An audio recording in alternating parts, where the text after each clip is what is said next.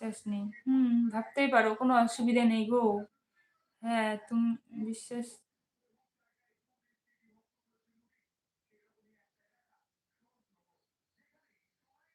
তাও ঠিক। কারণ তুমি তো যাদেরকে এত সাপোর্ট করছো তারা যদি ঐরকম করে, তো আর এই বিশ্বাসটা না থাকারই কথা, বুঝলে?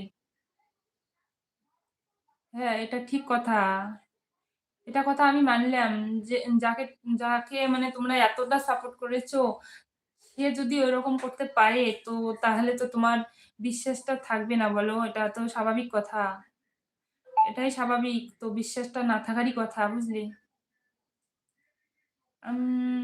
কথা ঠিক বলেছো মিষ্টি। আমি বলছি তো তোমার কথাটা ভুল না।